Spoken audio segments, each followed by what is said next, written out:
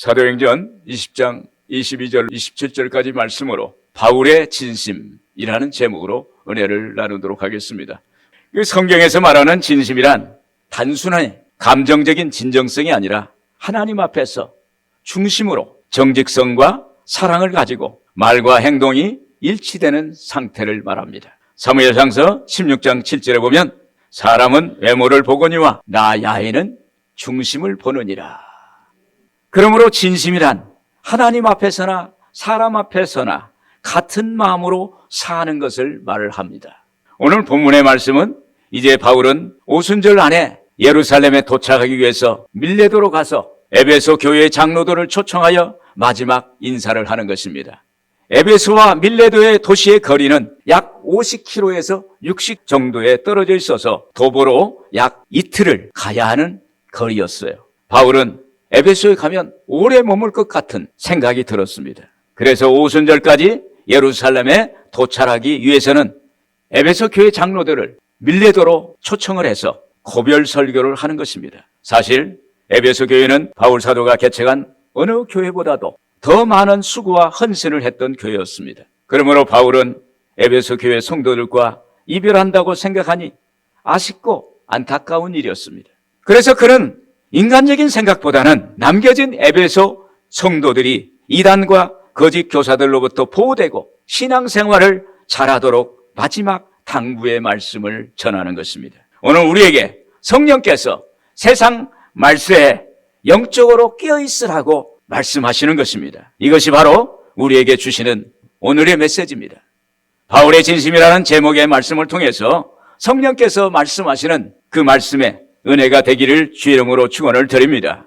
바울의 진심은 주님으로부터 받은 삶과 사명에 대해서 진심이었습니다. 오늘 24절 같이 한번 읽어보겠습니다. 내가 달려갈 길과 주 예수께 받은 사명 곧 하나님의 은혜의 복음을 증언하는 일을 마치려 함이는 나의 생명조차 조금도 귀한 것으로 여기지 아니하노라. 바울에겐 하나님이 원하시는 삶이 있었습니다. 이전엔 몰랐는데 바울이 예수님을 인격적으로 만나고 하나님을 경험한 이후로는 이전과의 삶과 전혀 다른 삶을 살게 된 것입니다.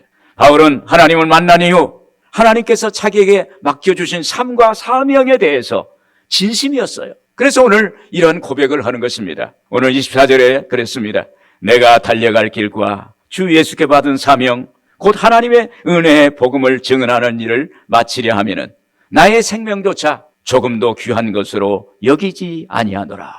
이 말씀은 지금까지 이렇게 살아왔고 앞으로도 이렇게 살겠다는 바울의 신앙 고백입니다. 이 신앙 고백은 하나님 앞에서 하는 것이고 거짓이 없는 자기 진심을 고백하는 것입니다. 그러나 유대인들과 복음을 반대하는 거짓 교사들, 이단들로부터 바울의 사도성을 부인되고 따라서 그가 전한 복음도 의심을 받게 되었던 것입니다. 다시 말하면 그가 사도인지 아닌지 말이 많은 거예요. 그 사람 바울은 사도가 아니야. 스스로 사도야. 사도라는 것은 예수님 살아계실 때 예수님 따라다녔던 제자들인데 그때 그는 없었어. 이런 말을 하는 거예요. 그 이면엔 바울의 사도성이 부인되어야 바울이 전한 복음이 부인되기 때문인 것입니다. 이것은 이단과 거짓 선지자들의 교활한 계략이었어요. 이에 바울은 다메섹 도상에서 자기가 만난 주님, 부활의 주님에 대해서 진심으로 말하는 거예요.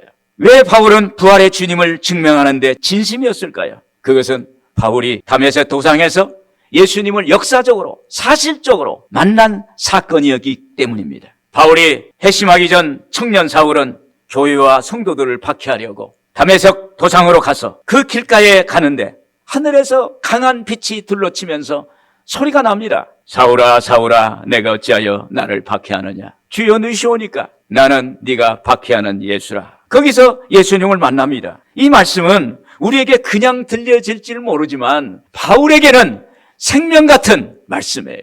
바울에게는 자기를 증명하고 사도를 증명할 수 있는 사건이에요. 할렐루야. 그렇기 때문에 어디 가서든지 어렵고 그리고 고난 당할 때 항상 다메섹에서 만난 부활의 주님에 대해서 증거하는 것입니다. 오늘 여러분도 예수님 만난 사건이 있을 거예요. 그것을 때마다 하나님 앞에 증언하고 사람들 앞에 증언할 때 성령의 역사가 일어나게 되는 줄로 믿습니다. 이제 다메섹에 들어가서 금식하며 기도할 때 제자 아나니아로부터 안수기도를 받습니다. 그때 그가 몸에 힘이 빠지고 눈이 보이지 않고 그럴 때 아나니아가 안수기도 하니까 눈에서 비늘이 떨어지고 눈이 확 떠지고 온몸에 힘을 얻게 되어요. 성령 충만을 받게 됩니다. 그때 아나니아가 사울에게 이렇게 말합니다. 이 사람은 내 이름을 이방인과 임금들과 이스라엘 자손들을 위해서 택한 나의 그릇이다. 하나님이 성령께서 나에게 하신 말씀이라고 이 말을 전합니다. 이제 이 사울은 바울이 되어서 이방인을 구원하는 그러한 사도가 되었다고 말씀하고 있는 거예요. 이후 그는 자신의 생명이 내 것이 아니라 하나님의 것이다. 내 인생은 내 것이 아니라 하나님이 나에게 위임하신 인생이다 라고 받아들이게 된 것입니다. 바울은 완전히 변화되었습니다. 이전의 사람이 아닙니다. 새로운 피조물이 되었습니다. 이제 바울이 변화되어 살다 보니 진심으로 은혜를 깨닫게 돼요. 할렐루야. 고린도전서 15장 10절에 그랬습니다. 내가 나 된 것은 하나님의 은혜로 된 것이니. 내가 나 된 것은 하나님의 은혜로 되었다. 오늘 여러분 우리가 이렇게 신앙생활 하다 보면 어느 순간에 내가 하나님의 은혜로 여기까지 왔구나. 할렐루야. 여러분 그렇지 않습니까? 수많은 바닷가의 모래알처럼 많은 인생 중에서 하필이면 나 같은 사람을 너는 내 것이다. 너는 내 형상이다. 너는 내 피조물이다. 이렇게 우리를 새롭게 하시고 만들어주시고 우리를 세워주셨다는 것은 하나님의 은혜가 아니면 안 되는 거예요. 오늘 하나님의 은혜에 대해서 감격하시고 감사하는 여러분 되기를 주의 이름으로 축원을 드립니다. 또한 그의 이름도 변화되었어요. 원래는 사울이라는 이름이었습니다. 그런데 이방인을 구원하기 위해서 그 이름을 헬라식으로 이름을 바꿨어요. 그 이름을 바울이라고 개명한 것입니다. 사울이란 이름의 뜻은 원래 큰 자라는 의미입니다. 큰 자는 늘 자랑하고 자기의 존재감을 나타내요. 자기의 존재감이 커요.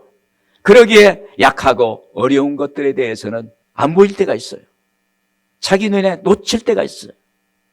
그러나 바울이란 이름의 뜻은 하나님 안에서 작은 자. 그래서 세밀하고 구체적인 것에 작은 것에 감동하며 하나님께 늘 감사하는 거예요. 조그마한 일에도 감사. 남들이 지나치는 것 그것도 감사. 또 내가 조금 아파도 감사. 모든 것이 감사예요. 여러분 감사하면 어려운 것이 좋은 일로 바뀔 줄로 믿습니다. 감사하면 부족한 것이 넘치는 역사가 나타나는 거예요. 내가 감사하면 하나님이 나와 함께 하여 주시는 것입니다. 이 바울은 모든 것에 진심이었어요. 그리고 바울은 사도의 사명을 다한 자신의 삶에 대해서 증거하면서 이렇게 외칩니다.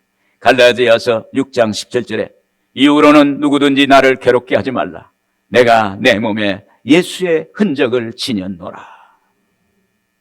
여러분 예수님의 흔적은 뭘까요? 그것은 예수님의 십자가의 사랑입니다. 그는 가는 곳곳마다 복음을 전했습니다. 그는 가는 곳곳마다 어렵고 고난당하고 좌절과 절망이 있는 곳에 희망의 복음의 씨를 뿌렸습니다. 그래서 그곳을 변화시켰어요. 여러분 복음의 씨가 우리의 심령에 심겨지면 부정적인 마음이 긍정적으로 변화되는 줄로 믿습니다. 수동적인 것이 적극적인 사람으로 변화되는 역사가 나타나는 거예요. 오늘 없는 것이 창조적인 역사, 하나님의 말씀의 씨가 떨어지면 우리의 인생의 생각이 변화되게 될 줄로 믿습니다. 그래서 그는 예수님의 사랑을 전했고 그리고 많은 사람들을 그리스도의 복음으로 그리스도인으로 세우는 일을 했던 것입니다. 이것이 바울의 삶의 흔적이었어요. 바울의 삶의 그러한 삶의 여정이었습니다. 오늘 여러분 그래서 바울의 몸에는 예수 그리스도의 흔적, 다메섹에서 만난 주님 그 흔적이 있었고 가는 곳곳마다 복음을 전하다 얻어 터지고 고난당하고 좌절 가운데 예수님 때문에 받은 그 아픔, 그 고난의 흔적이 그의 몸에 다 있어요. 오늘 여러분 여러분들에게도 예수 믿으면서 많은 흔적이 있을 것입니다. 저에게도 예수 믿는 흔적이 많아요. 저도 예수 믿고 예수 믿는다고 구박당하고 집에서 나가라기도 하고 어려움을 당했던 이 몸에 흔적이 있어요. 또 목회 사역하면서 이 동네도 가서 복음을 전하다가 어려움을 당할 때도 있어요. 저 동네에 가서도 고난당할 때 있어요. 저는 복음을 전하다가 남의 집 문을, 아파트 문을 두드렸더니 저를 착 쳐보더니 에이 재수없어 하면서 소금을 갖다가 제 얼굴에 뿌리더라고. 아이고 하나님 감사합니다. 할렐루야, 이 집이 복을 받을지어다. 그랬더니 그 집이 구원받았어요. 제가 무당도 전도했어요. 무당이 양 저보다 크기가 커요. 양 저보다 엄청나게 큰 여자야. 제가 와서 당신 예수 믿을 거예요? 그랬더니 쭈비쭈비 머리에다 그냥 손을 탁 건져놓고 예수 여러분 이 저주귀신아 물러가! 했더니 그 자리에서 그냥 혼절해요. 그래서 그 다음부터 저만 저기서부터 멀리서 목사님 나만 보면 목사님이야. 그냥 오늘 여러분 하나님의 우리에게 주신 흔적이 있어요. 예수님의 사랑의 흔적이 있어요. 십자가로 말미암아 그 피로 우리를 구원해 주셨습니다. 그 피로 말미암아 우리는 하나님의 자녀 되었어요. 그래서 우리 안에는 하나님의 흔적이 있어요. 예수님의 십자가 흔적이 있다는 사실을 믿기를 바랍니다. 오늘 우리는 영적인 흔적, 훈장이, 하나님의 훈장이, 천국의 훈장이 주렁주렁 달려있는 거예요. 요즘 진심이라는 단어를 많이 사용합니다. 그만큼 진심을 갈망한다는 뜻이기도 합니다. 저 사람은 먹는데 진심이다. 음식을 먹는 것을 귀하게 여기고 어떤 사람은 냄새부터 맡아요. 이리 보고 저리 보고 손으로 이렇게 만져보고 입으로 쏙 들어가. 아이고 맛있네. 그러면 진심이야 진심. 저도 먹는 걸 좋아해요. 열심히 해요. 진심. 진심으로 행하고 진심으로 살아가는 것이 우리에게 중요한 겁니다. 여러분 이렇게 세상적인 것도 진심으로 하는데 하물며 하나님의 것은 더 진실해야 되지 않겠습니까? 내 영혼이 늘 하나님 앞에 그리고 사람 앞에서 진실한 마음이 되어야 하지 않겠습니까? 하나님 앞에 코람돼요.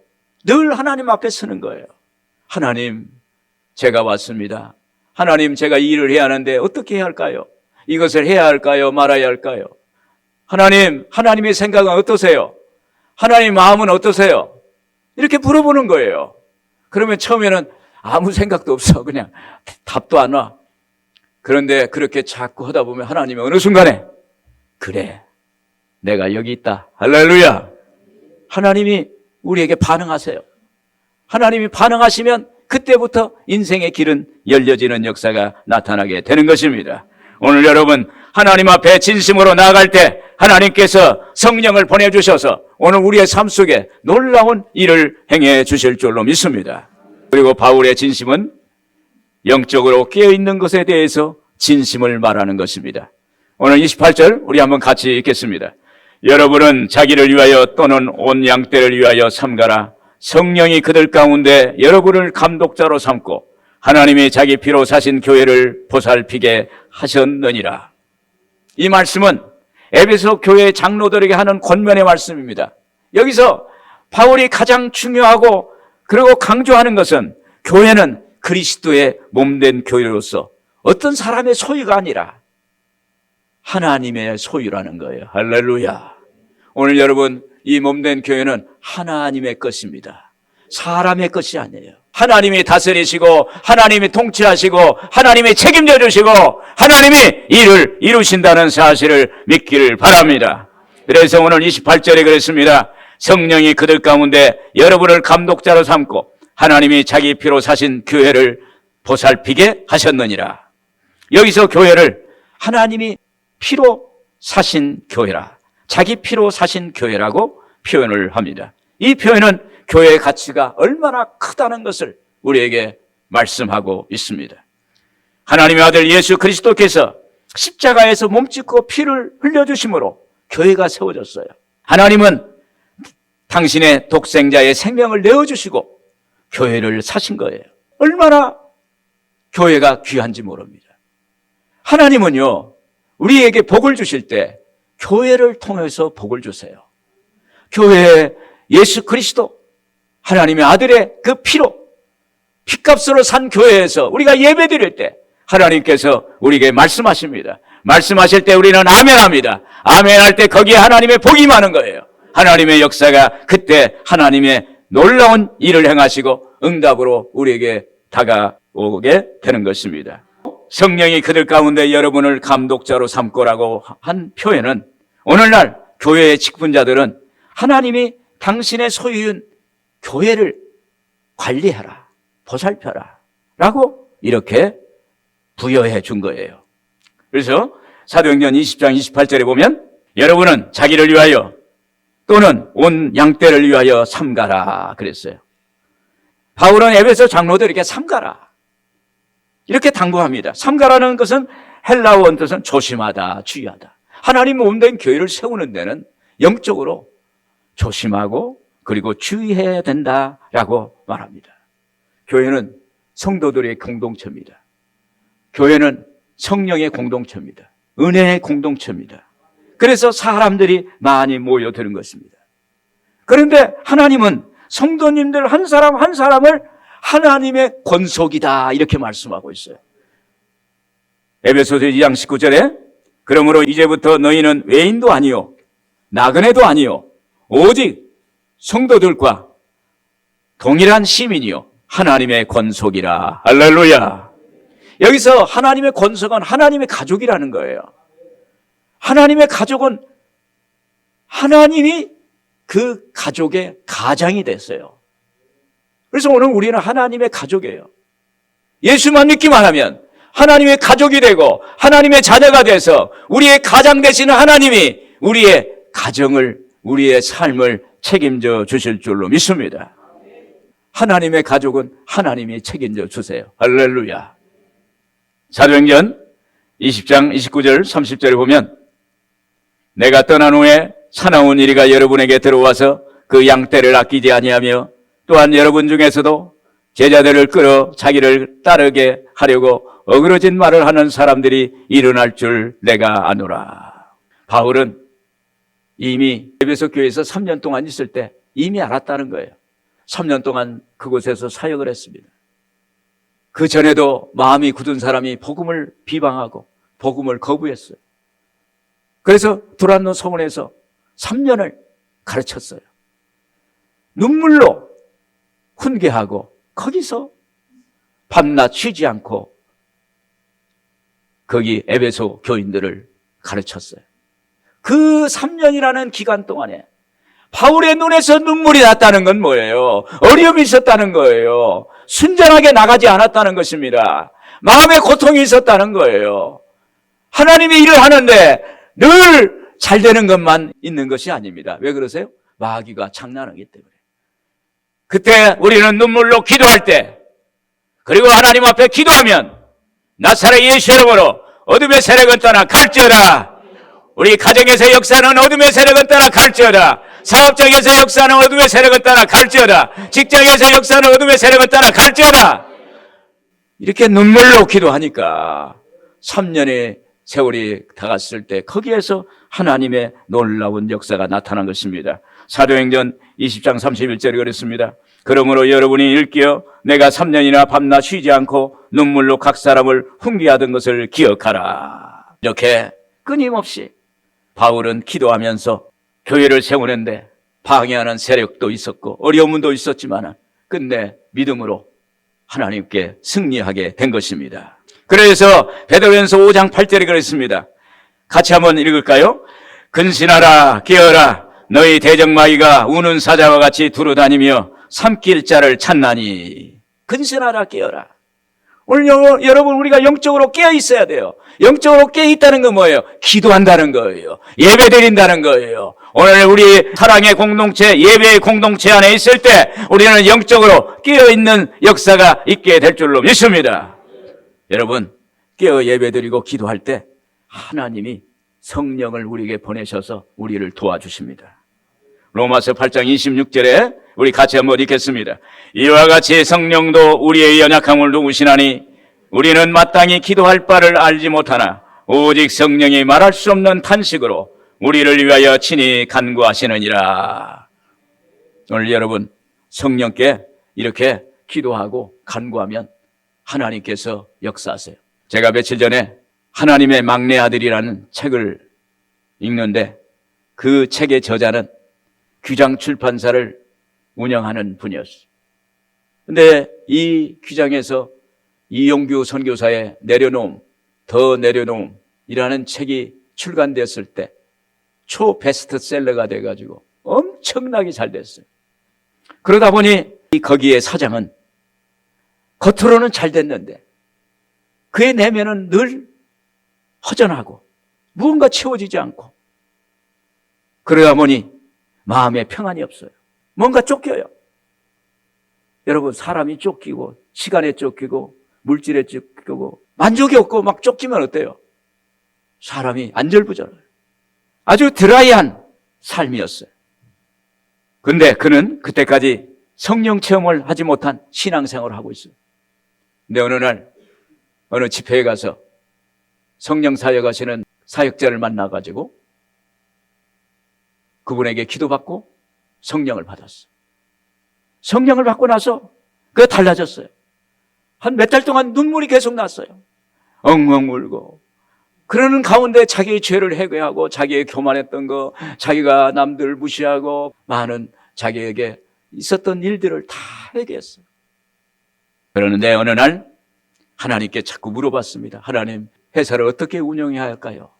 그런데 어느 날 그동안은 아무 음성이 없었는데 어느 날 하나님 음성이 탁 들렸어요. 네 가피풀몰에 있는 홈페이지 전면에 그 광고를 싹 없애라.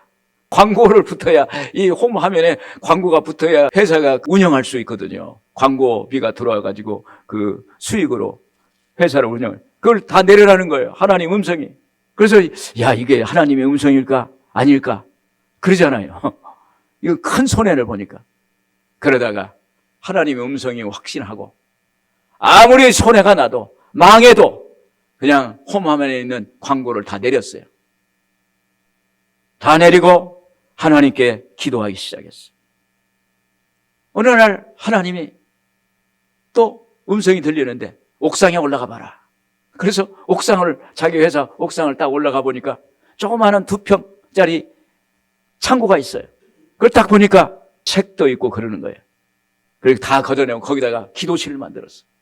그럼 온 직원들이 거기 가서 기도하도록 시간대로 말해서 릴레이 기도했어요. 릴레이. 예수 믿는 성도들은 다 거기 사원들은 올라가서 그 기도실에서 기도하기 시작했어요.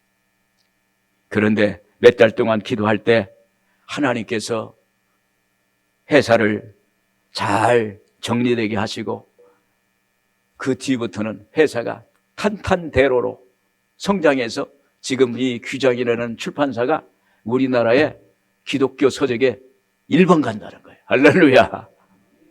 깨어서 기도하면 하나님이 음성을 들려줍니다. 응답을 반드시 주는 거예요. 기도는 응답이다. 그래서 하나님의 길을 열어주신다는 사실을 믿기를 바랍니다. 그래서 바울은 영적으로 깨어있으라 진심을 말하는 것입니다. 끝으로 바울은 성도들에게 본을 보여주는 것에 진심이었습니다. 33절에서 35절 같이 한번 읽어보겠습니다.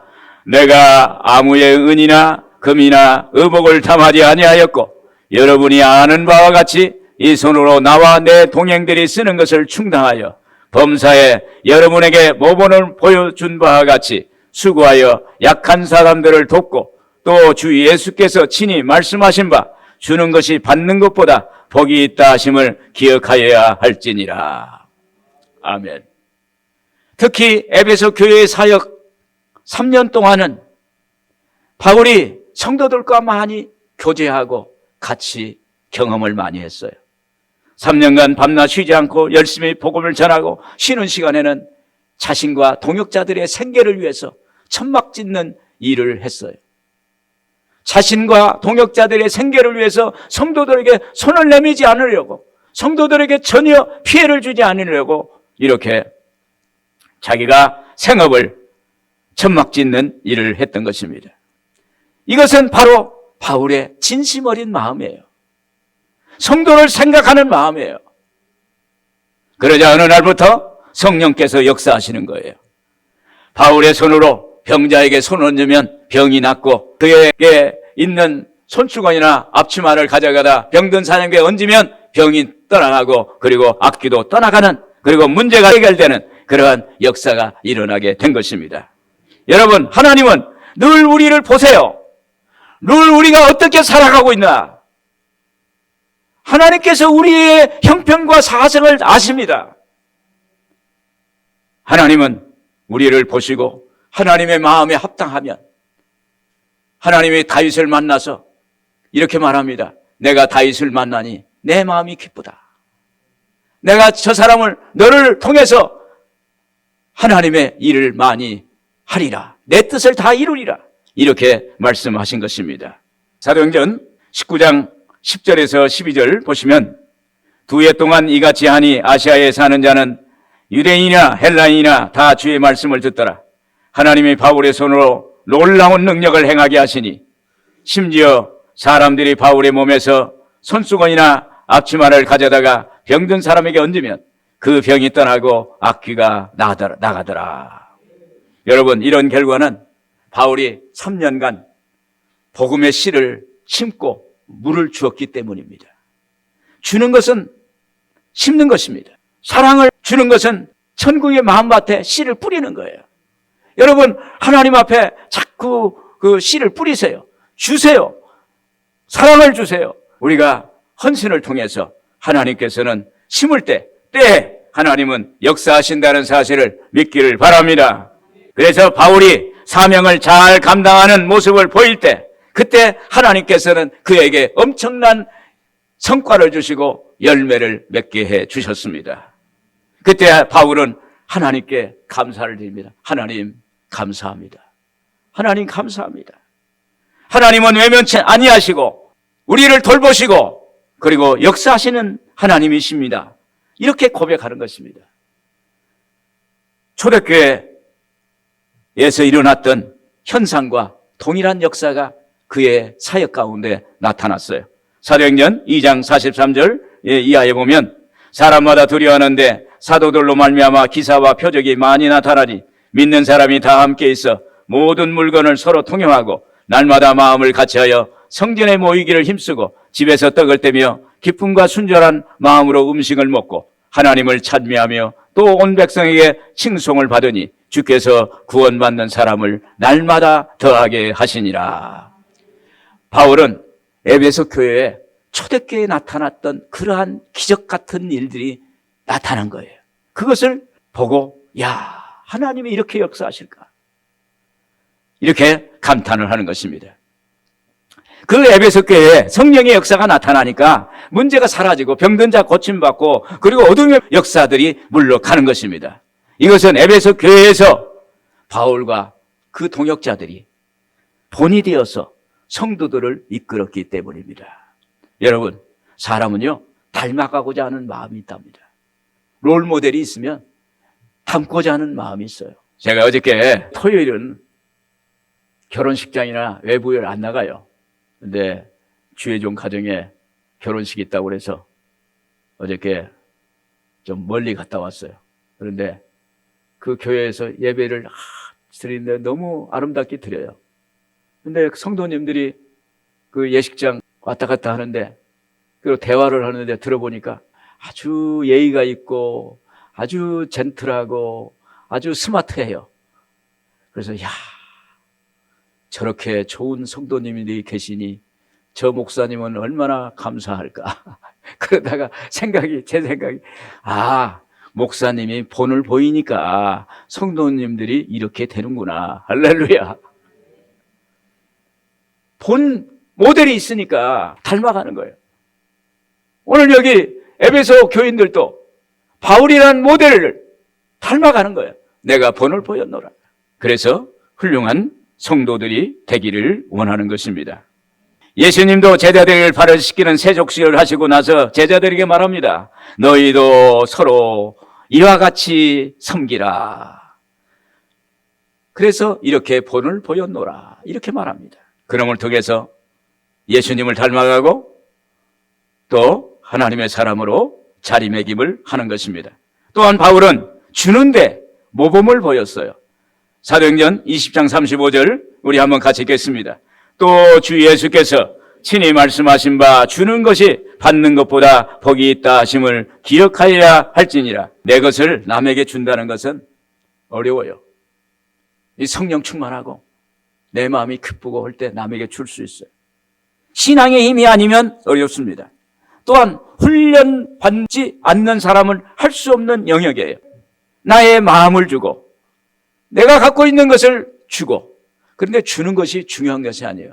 상대방이 필요한 것을 공급하는 것이 남을 배려하고 그 사람을 사랑하는 것이라는 것을 믿기를 바랍니다. 그리고 여러분, 물질이 있는 곳에 내 마음이 있어요. 바울은 늘 주는 삶을 살았습니다. 영적으로 복음의 씨를 뿌렸습니다. 헌신했습니다. 굉장하게 키워냈습니다. 그리고 육적으로도 성도들의 필요를 채워줬어요. 그래서 바울은 주는 것이 받는 것보다 복이 있다는 것을 스스로 깨닫게 된 거예요. 그래서 그 말씀하는 것입니다. 주는 것이 받는 것보다 복이 있는 줄 알미라. 제가 아는 권사님이 계세요. 이제 이분은 천국 가셨어요. 그런데 이분은 예전엔 사업도 크게 하셨고, 그런데 사업이 어려워졌어요. 그래서 사업을 정리하고 예수 믿는 권사님으로 교회를 열심히 다녔어요. 그리고 가정에서 늘 근검 전략을 했어요. 집은 아주 큰 아주 저택인데 그 집에 들어가면 싸늘해요. 방바닥에다 불을 안 넣었어요. 저를 밥을 대접해요. 근데 이렇게 먹다 보니까 권사님이 혼자 계셔. 밥을 안 먹고 계셔. 아니, 권사님이 왜 밥을 안 드십니까? 목사님, 저는 금식합니다. 목사님 혼자 잘 드시라고. 아무 염려하지 마시라고. 그렇게 해요. 또 교회에 뭐 필요하면 역할을 하고. 그런데 그 구역에 자녀들이 취업을 못해서 어려울 때도 저한테 상의를 해요. 그때가 제가 전도사였는데, 전도사님, 저 집에 애가 취직을 해야겠는데 어떻게 해요? 오른손이 하는 것 왼손이 모르게 수고와 헌신을 많이 했어요. 근데 어느 날 시청에서 전화가 왔어요. 권사님이 그 가지고 계신 땅, 그 버려진 땅, 그 땅에 아파트가 들어서기로 했습니다. 아파트 부지로 정해졌다는 거예요. 보상을 받았어요. 엄청난 보상을 받았어요. 교회도 지어주고 뭐 많은 좋은 일을 하셨는데, 이렇게 하나님 앞에 주는 것에 진심인 사람, 그 하나님은 반드시 갚아주세요. 할렐루야. 누가복음 6장 38절에 그랬습니다. 주라 그리하면 너에게 줄 것이니 곧 후이되어 누르고 흔들어 넘치도록 하여 너에게 안겨주리라. 여러분, 진심은요 하나님 앞에서나 사람 앞에서 통하는 것입니다. 세상 만국 공용어는 진심이라고 합니다. 오늘 여러분, 바울의 진심을 배우고 진심으로 여러분의 삶을 살아가는 여러분들 되기를 주 이름으로 축원합니다.